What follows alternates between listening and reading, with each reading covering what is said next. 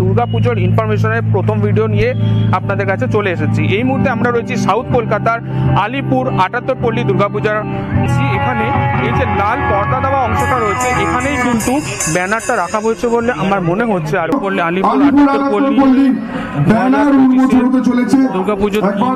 Hello বন্ধুরা, welcome to RD blog and entertainment. তো বন্ধুরা, এবছরের প্রথম ভিডিও বলতে পারেন এটা, দুর্গাপুজোর ইনফরমেশনের প্রথম ভিডিও নিয়ে আপনাদের কাছে চলে এসেছি। এই মুহূর্তে আমরা রয়েছি সাউথ কলকাতার আলিপুর ৭৮ পল্লী দুর্গাপূজার মণ্ডপে বলতে পারেন, বাট মণ্ডপ এখনো হয়নি, তারই সূত্রপাত হতে চলেছে, যেটা এই বৈশাখ মাসের মানে বসন্তের উৎসবের মাধ্যমে কিন্তু ব্যানার ইনগ্রেশনের মাধ্যমে দুর্গাপুজোর সূত্রপাত হচ্ছে। তো চলুন কথা না বাড়িয়ে আপনাদের দেখাই এখানে কি অনুষ্ঠান হয়, আর ব্যানার উন্মোচনের মাধ্যমে আমরা আইডেন্টিফাই করতে পারবো বা জানতে পারবো যে এবার এখানে থিম কি হতে চলেছে। তো চলুন যাওয়া যাক।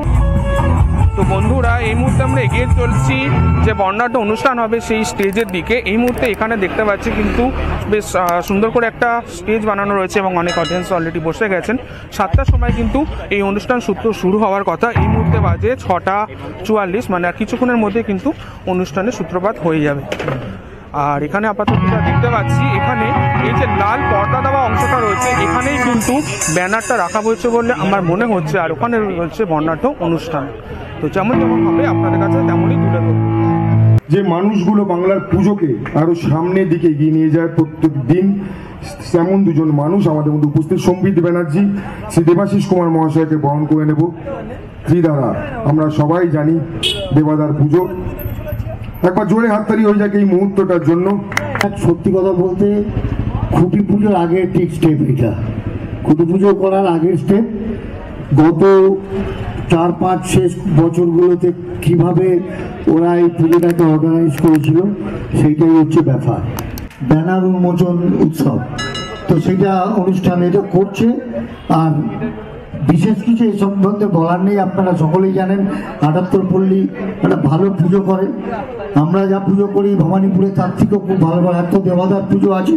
ধন্যবাদ, শুভ সন্ধ্যা। প্রথমেই আর একদিন দুদিন বাদে বাংলার নববর্ষ আসছে। আমি প্রত্যেককে বাংলার নববর্ষের আগাম শুভেচ্ছা জানাচ্ছি। এই নতুন বছর আপনারা জানেন যে ১লা বৈশাখ বাংলার মাননীয় মুখ্যমন্ত্রী পশ্চিমবঙ্গ দিবস হিসাবে ঘোষণা করেছেন।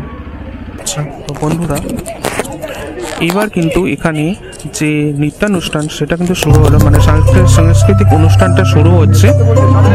এখানে নৃত্যানুষ্ঠানের মাধ্যমে কিন্তু এখানে সাংস্কৃতিক অনুষ্ঠান শুরু হচ্ছে। মূলত কিন্তু এখানে যে ব্যানার উন্মোচন, সেই পরিপ্রেক্ষিতে কিন্তু এখানে যে বর্ণাঢ্য অনুষ্ঠান সেটার আয়োজন করা হয়েছে, যার মাধ্যমে কিন্তু এখানে বিভিন্ন সঙ্গীতানুষ্ঠান, নৃত্যানুষ্ঠানের আয়োজন করা হয়েছে। দেখতেই পাচ্ছেন এখন এখানে নৃত্যানুষ্ঠান চলছে, আর এখানে রক্ষা রয়েছে ব্যানার, যেটা ঢাকা রয়েছে, যেটা পরবর্তীকালে মানে এই অনুষ্ঠানের শেষে কিন্তু ব্যানার উন্মোচন হবে এবং আমরা জানতে পারবো যে কি হতে চলেছে এবারে। শিল্পী অভিজিৎ ঘটক মঞ্চে, একবার শিল্পী অভিজিৎ ঘটককে অতি অবশ্যই ডেকে নেব। অভিজিৎ, একবার মঞ্চে এসো। একবার জোরে হাততালি হয়ে যাক এই মানুষটার জন্য, যার হাত দিয়ে আলিপুর ৭৮ পল্লীর পুজো এত বছর ধরে সেজে এসছে, ডক্টর সৌজিৎ দাস। সৌজিৎ দা, তুমি একবার মঞ্চে এসে এই মানুষটার জন্য একবার জোরে হাততালি হয়ে যাক। দিল্লি থেকে ওই মানুষটা এসছেন। তো বন্ধুরা, এবার কিন্তু ব্যানার উন্মোচন হতে চলেছে। দেখতেই পাচ্ছেন এখানে লাল কাপড়ের আড়ালেই কিন্তু রয়েছে ব্যানার, যার থেকে আমরা জানতে পারবো এবারে থিম কি। তার মধ্যে কিন্তু দুপাশে ঢাকি অলরেডি রয়েছে। এটা খুব ভালো লাগছে যে ব্যানারের ঠিক পাশে পাশে দুজন ঢাকি রয়েছে, যেটা খানিকটা কিন্তু মাটি থেকে বেশ খানিকটা উঁচুতে। এবং দেখতেই পাচ্ছেন কত লোকের সমাগম হয়েছে এই অনুষ্ঠানে। 2023 সালে এই মুহূর্তে আমরা দেখে নিচ্ছি এখানে যে বিগত বছরগুলিতে এই আলিপুর ৭৮ পল্লীতে ঠিক কি কি ভাবে মানে কেমন কেমন পুজো হয়েছিল সেই জিনিসটা একটা ছোট্ট প্রেজেন্টেশনের মাধ্যমে দেখতেই পাচ্ছেন স্ক্রিনের মধ্যে ঠিক কেমন কেমন বিগত বছরগুলোতে পুজো হয়েছিল। এখানে স্ক্রিনের মধ্যে কিন্তু সুন্দর একটা মিউজিকের সাথে লাইট শো এর মাধ্যমে বিভিন্ন বছরে যে পুজোগুলো হয়েছিল সেগুলো তুলে ধরা হচ্ছে। আলিপুর ৭৮ পল্লী ব্যানার উন্মোচন হয়েছে। সভাপতি শ্রী বিপ্লব মিত্র, সৌজিৎ দাস, অভিজিৎ ঘটক, প্রিয়দর্শিনী, সন্দীপ আছে, স্বস্তিকা আছে, বাবাইদা আছে। তাদের উপস্থিতিতে আলিপুর ৭৮ পল্লীর ব্যানার উন্মোচন হতে চলেছে। এই সেই লাল বাটন এক্স্যাক্টলি এই সেই বাটনটা প্রেস করে এবার আমাদের ব্যানারটা উন্মোচন হবে। Please please please please Priyadarshini তোমার হাত তো দিয়ে। বন্ধুরা এবার জাস্ট কয়েক সেকেন্ডের অপেক্ষা, এবার কিন্তু উন্মোচন হতে চলেছে ব্যানার 2025-এর একবার জোরে হাততালি হয়ে যাবে এই মুহূর্তটার জন্য। আলিপুর আটাত্তর পল্লীর ব্যানার উন্মোচন হতে চলেছে। দুর্গাপুজোর একবার কি আছে জোরে সেটা হাততালি উন্মোচন হয়ে গেল। দেখতে পাচ্ছি বন্ধুরা, আলিপুর 78 পল্লী সার্বজনীন দুর্গোৎসবের এবছরের থিম হচ্ছে কাহিনী। এবছরের থিম হচ্ছে কাহিনী। ব্যানার উন্মোচন হয়ে গেল আলিপুর 78 পল্লী সার্বজনীন দুর্গোৎসবের। মহালয়ের চলছে, খুব সুন্দর লাগছে। সাদা ব্যানার উন্মোচন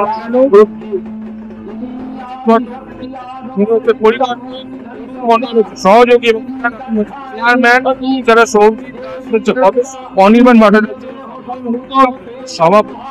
তো এবারে 66তম বর্ষের কাহিনী আমরা জানতে পারলাম মানে ব্যানার মাধ্যমে থিম জানতে পারলাম আমরা। দাঁড়িয়ে সে বছর আমরা থিম সং নয়, আমরা থিম মিউজিক রেখেছিলাম। ইয়েস, পরবর্তীকালে এই ব্রোকেন লিঙ্কস তার ইউটিউব পেজে এই আগমনী গানটা সকলের সামনে নিয়ে আসে।